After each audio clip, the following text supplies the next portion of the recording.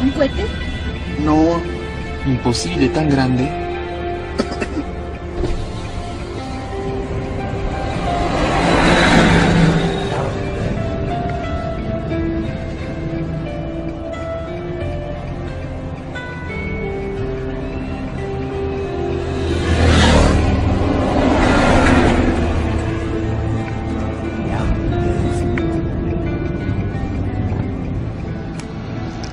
Big vertical streaks.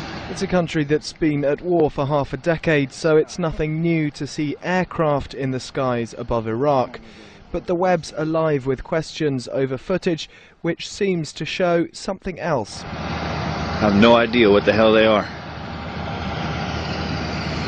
Earlier this year, a group of Marines saw something in their night vision they couldn't explain. Is that the main one over there? Yeah. They were used to seeing flares on the skyline, but this they thought was different. Man, that's weird. Let me see your lighter. Unexplained deviations in the orbits of Uranus and Neptune point to a large outer solar system body of 4 to 8 Earth masses on a highly tilted orbit. Beyond so sure of the 10th planet, they think there is nothing left but to name it. The object does look a little bigger to me, and it's definitely captured for longer in the new video.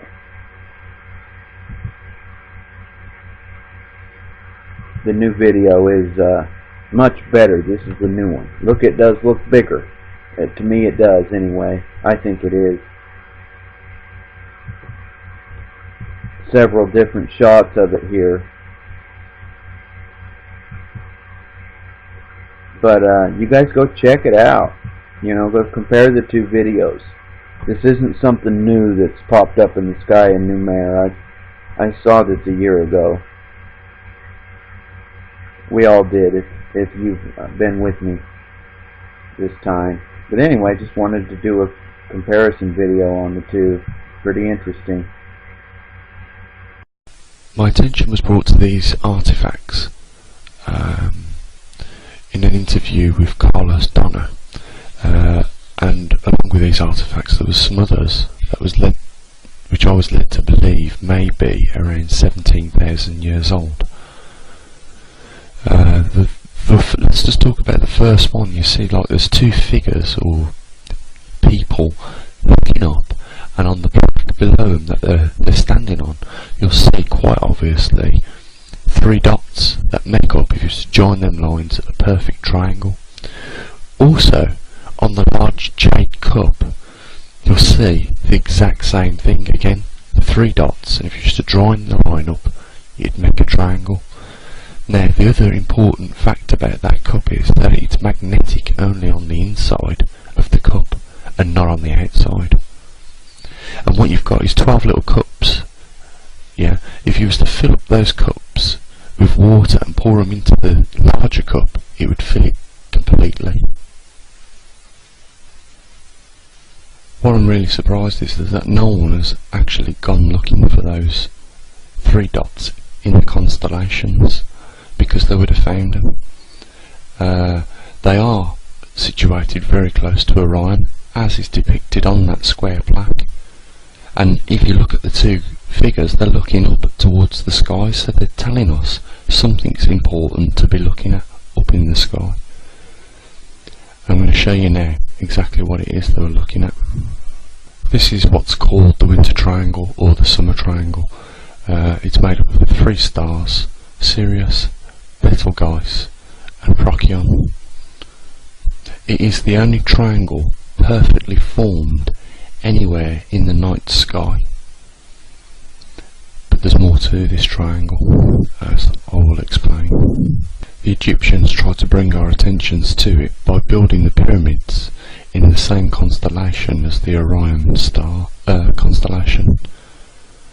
They also, to rebut this fact, aimed the 2 air ducts coming out of the Great Pyramid at those stars exactly. You'll also note that the King's Chamber is slightly offset 90 degrees, whereas the Queen's Chamber further lower down is on the 90 degrees directly central to the pyramid. There's a good reason for this.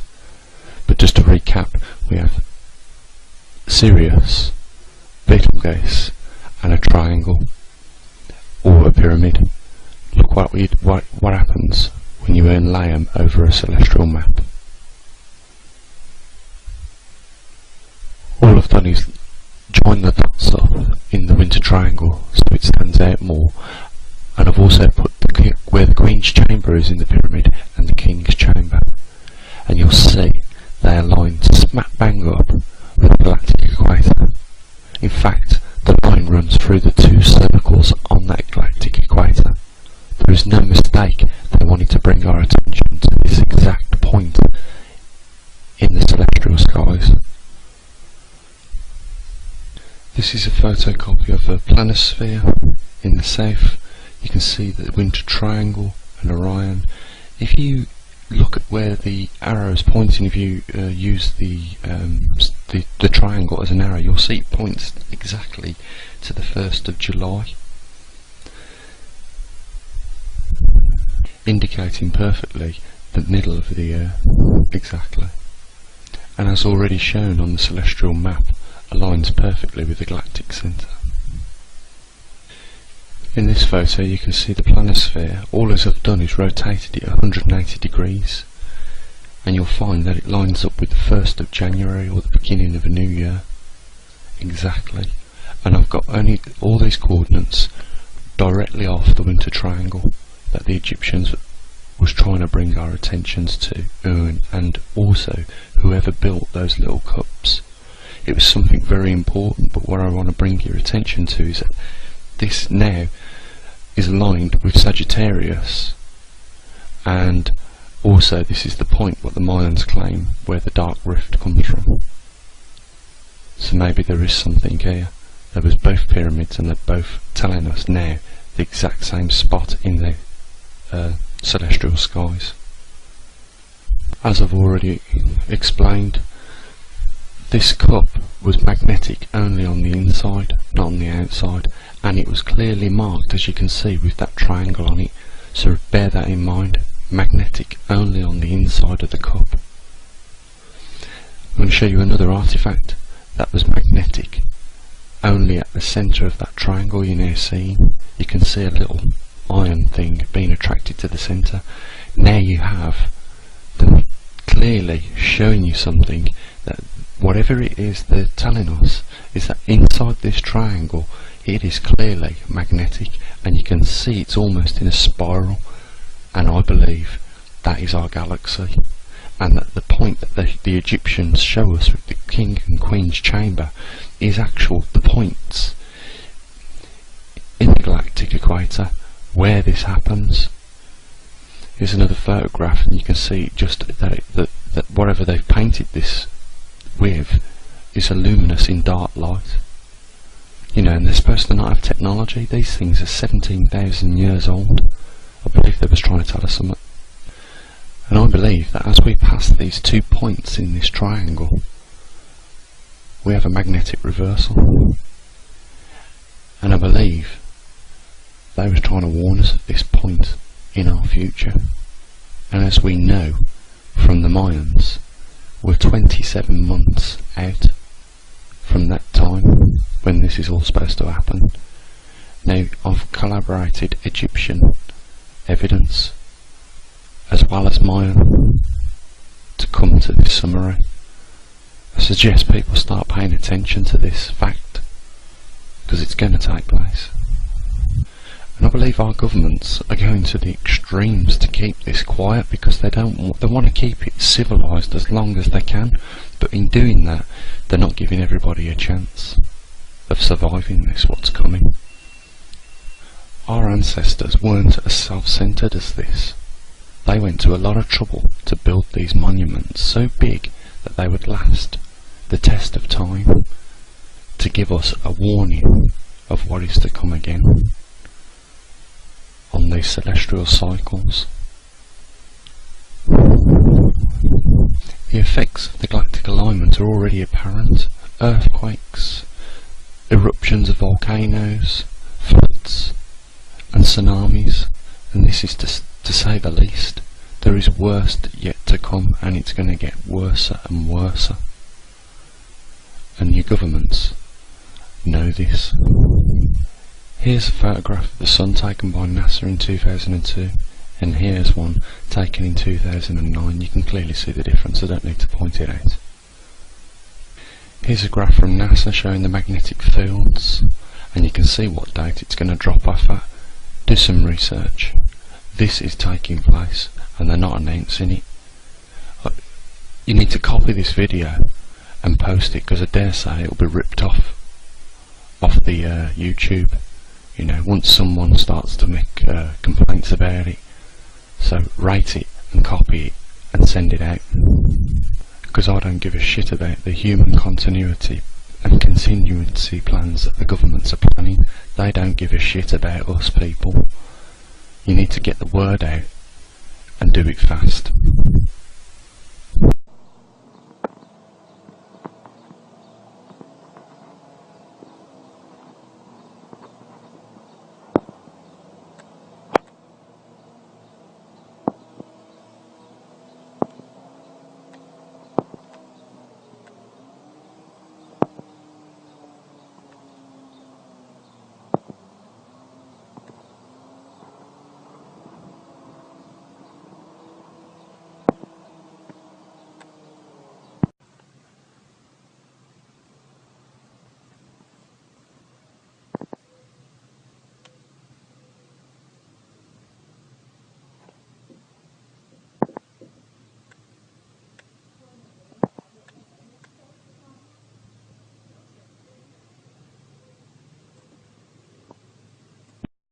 NASA's Kepler mission has discovered the first Earth-sized planet orbiting in the habitable zone of a star outside our solar system.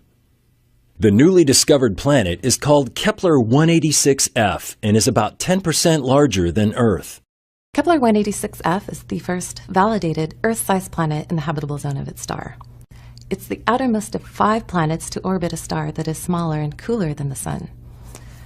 This planet orbits its star every 130 days. And so this places it in the habitable zone, where it's in a region where it could have liquid water on its surface. Kepler 186f resides in the Kepler 186 system, about 500 light-years from Earth in the constellation Cygnus. This planet, Kepler 186f, orbits a star that's cooler and dimmer than the Sun. So while we may have found a planet that's the same size as Earth and receives a similar amount of energy to what Earth receives, it orbits a very different star. So perhaps instead of an Earth twin, we've discovered an Earth cousin. On the surface of Kepler 186f, the brightness of its star at high noon is only as bright as our Sun appears to us about an hour before sunset. Scientists believe Kepler 186f is likely to be a rocky world, but are unable to confirm its mass and density. This is one of the big milestones that we've been looking for in our attempts to find out if there are places just like home and if there's life out there. One of the big steps is to say, is there somewhere that looks, to all intents and purposes, like Earth? Well, we don't know just yet, but we know that there are places that at least look similar. Managed by NASA's Ames Research Center, the Kepler mission collected this data using a space-based telescope to search one part of the galaxy for potentially habitable planets. Today is February 22nd, 2014 on Saturday, 1:28 p.m. Pacific time. And up next, okay folks, this is just for information. It is not to cause any fear or panic. It's just information. It's for you to decide. The 6th extinction. Earth is on the brink of another massive loss of animal species, but this time the calamity isn't an asteroid or ice age. And this is by Brad Plumer and is dated February 16, 2014. There have been 5 mass extinction events in Earth's history.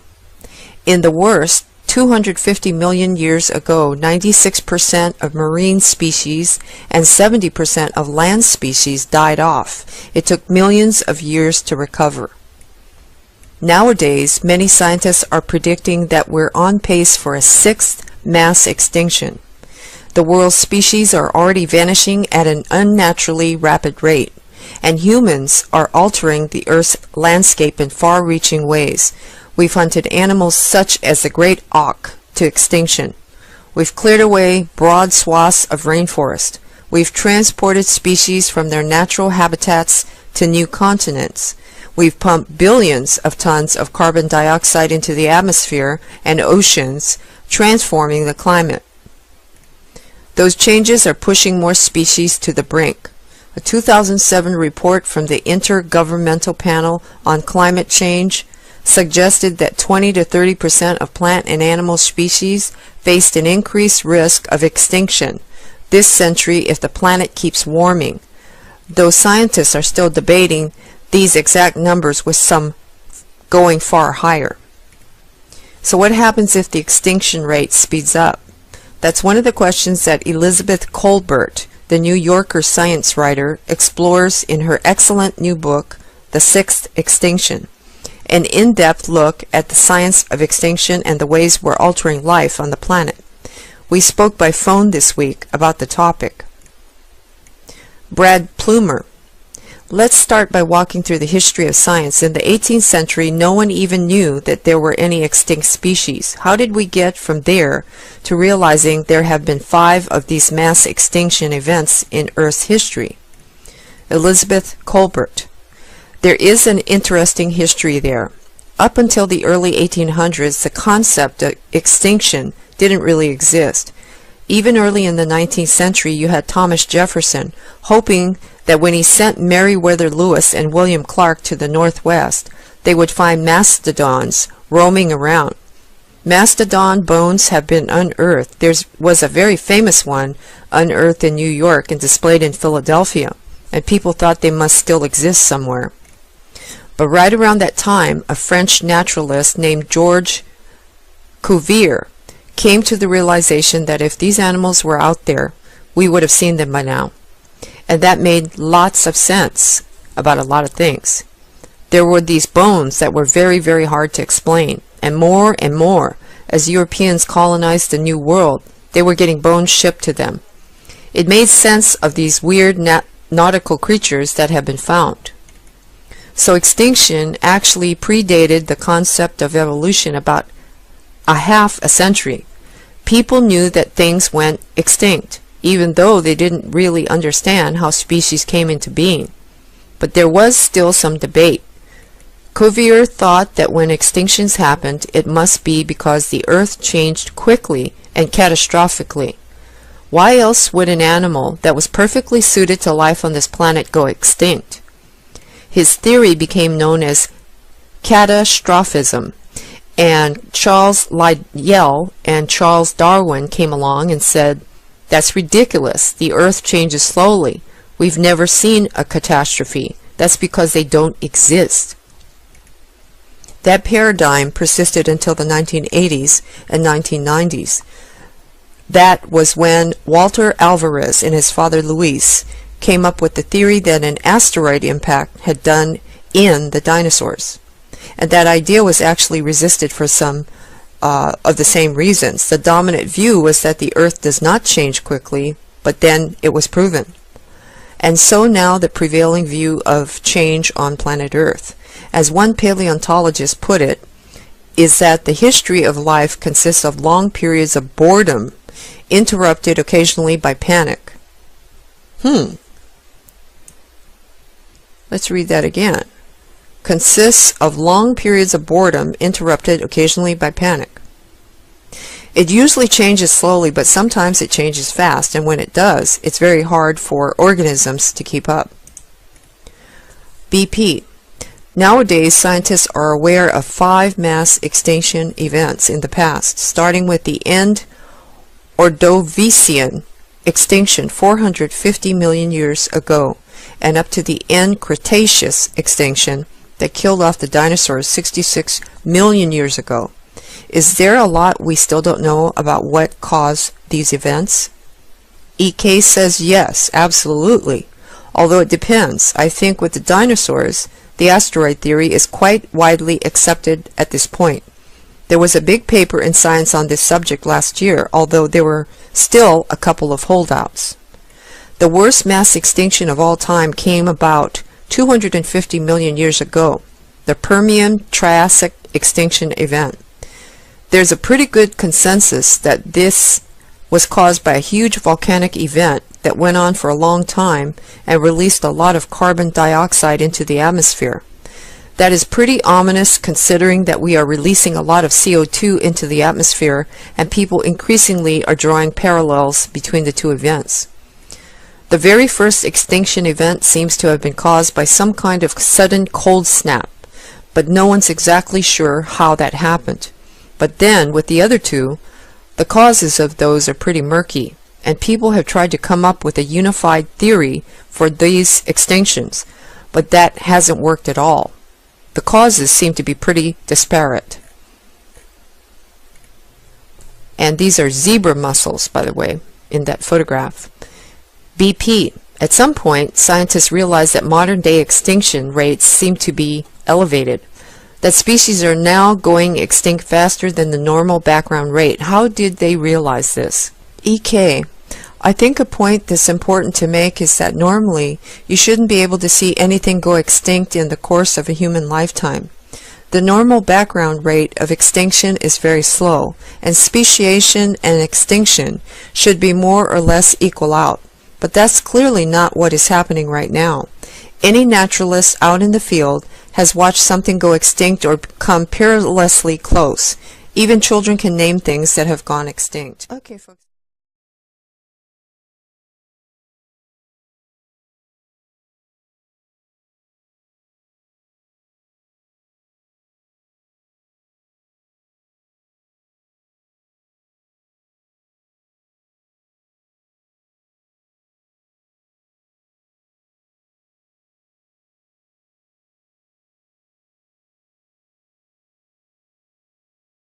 It's about 10:30 a.m. near Cincinnati, Ohio, and I'm going to show you something that's kind of trippy. I'm going to take this card right here. It's a normal piece of paper, a couple inches long, about an inch wide. It's a valet slip from downtown. I'm just going to use this. I'm going to use it to block the screen, kind of like just partially, so that you can see something behind the sun, and that I can prove that it's not lens glare. And that's what all these people are saying, is that you're seeing lens glare, you're seeing things that aren't there. So give me just a second.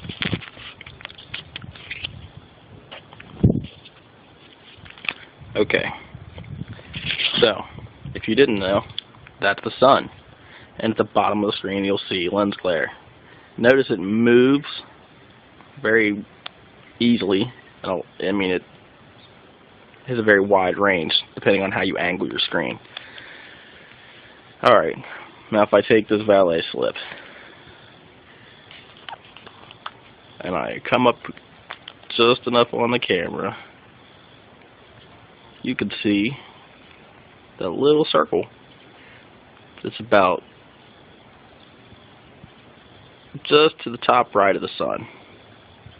Now you can say that this is lens glare.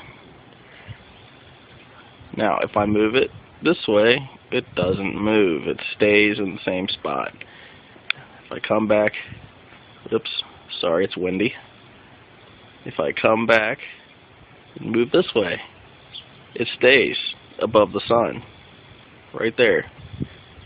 Now if that's lens glare, then how come it's not moving like this one? Like that. That one moves. See it? That's lens glare. I know it looks the same. However, that cannot be lens glare if you can see it when the sun is not hitting my screen. And if I'm turning it, then how can it be lens glare? It stays in the same spot. This isn't a trick card. There's nothing on it. There's no tricks. It's just a card. Kind of makes you wonder. You can't hide it anymore, people. Even with the chemtrailing, there it is. Directly behind the sun to the left. They've been chemtrailing to hide this thing. It's got to come out. It's going to come out. I'm taking it to the newspapers. Alright, hey, what's up again? So this is a zoomed in video of whatever this is. Here's the sun there, and there's my weird, and here's this thing right in our sky, whatever this is. It's something red over it. I don't know what that is. That's not my film glare. That's not my film glare. Here's our sun. Here's our second sun. Here's our sun. Here's our second sun. No, you know, here's what I was thinking. I could talk. Could this possibly be a sun from a different dimension? You know how, you know, they're saying we're moving into the sixth dimension or whatnot, or the fifth, the fourth, fifth, whatever, whichever one. I don't really follow it, but I'm just trying to, you know, verify, make a few people happy.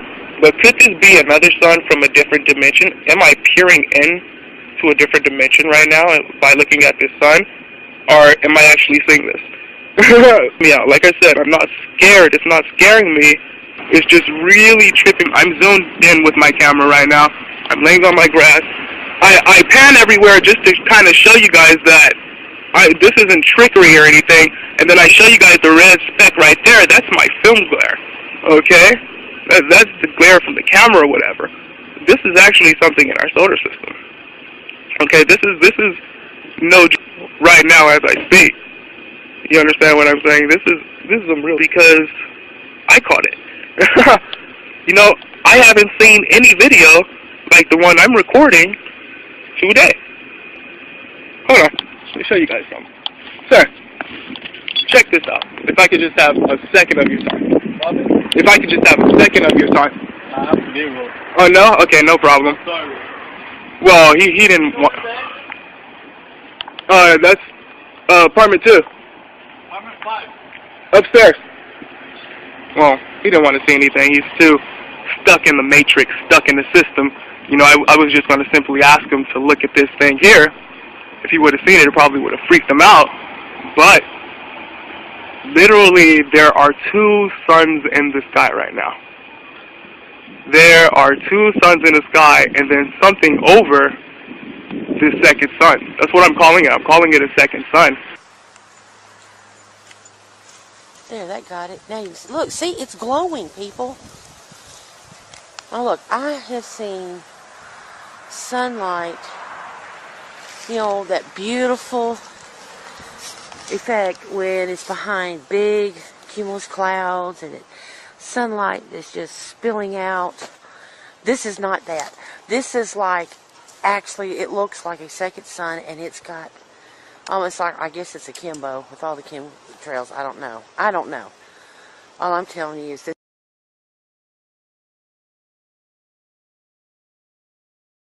You actually see it glowing through the trees just like you see the sun do. See, you don't see that with the other.